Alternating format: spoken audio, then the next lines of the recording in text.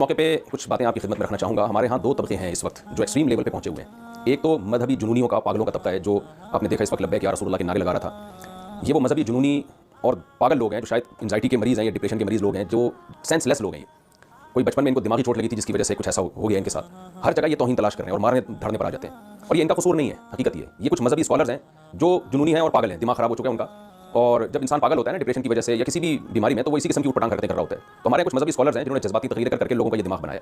ये वो extreme level पे पहुंचे हुए हैं जो इस्लाम को बदनाम कर रहे हैं पूरी दुनिया में। अब सोचिए, उस खातून का कत्ल कर दिया जाता है या मार दिया जाता है, हम क्या ऐसे पाकिस्तानी दुनिया को क्या मुंह दिखाने के काबिल नहीं होते। पहले हमारी हरकतें देख लें आप, अब तक हमसे वज़ीर आज़म मुंतखब नहीं हो सका है जो पूरी दुनिया में हमारा इमेज किया है। एक मजहबी हमारे पास एक ऐसी चीज़ बची हुई है जो हम दुनिया को दिखा सकते हैं कि हमारे पास इस्लाम है। बाकी हमारे पास बचा क्या है? उस इस्लाम ही का आप ये तस्वर अगर दुनिया के सामने पेश करेंगे और दुनिया को दिखाएंगे कि मुसलमान किसी भी वक्त पागल हो सकता है और कुछ भी कर सकता है और हीरो बन जाते हैं बहुत से लोग उसको कत्ल करके।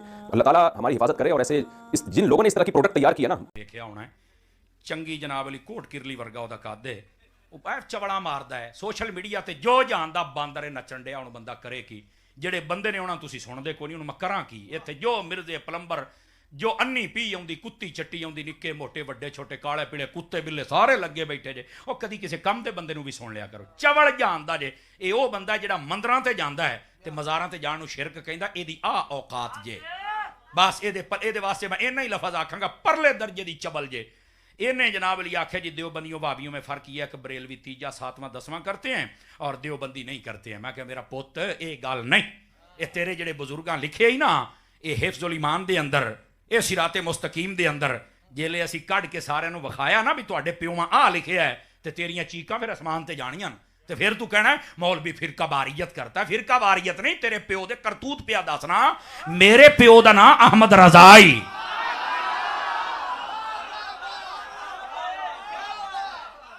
इस वास्ते ये जेडे फेसबुकी मौलवी ने अपने आप को लगाम पाओ। यकीन करो तुसी साडी एक सट नहीं सहनी, मैं तुहानू दसदा पिया। और ये तुहानू पता होना चाहिए असीं मुमताज़ कादरी दे पीर भाई अपनी औकातां च रहो। ये जेडे जात दियां कोट किरलियां तो छतीरियां नू जप्फे ये किसी होर नू चल के चूरन वेची, तेरा साडे हुंदियां को नहीं विकण लगा। ये इन्हां दी यह औकात है जिहड़ी मैं दसी है। तनाज़ा हो रहा है, तनाज़ा नबी पाक दी शान दा है, समझ आई ना। तो ये गल तीजे चल तेनू किने आख्या तू अपने प्यो का तीजा ना कर, साडे पर किकर ते टंग असीं तेनू आख्या ट्रांसफार्मर ते रख प्यो नू, असीं तेन रोकिया? तनाज़ा है नहीं है, तनाज़ा है हजूर नू इंज मन जिवें रब ने मनवाया है। रौला है तेरे प्योवा जो लिखा जे मैं दसा थोड़ियां चीकां निकलन। इस वास्ते बक बक अपनी बांध रख, चंगा रहेगा। ये उस मौलवी वास्ते पैगाम है। जज़ाकल अल्लाह करीम आप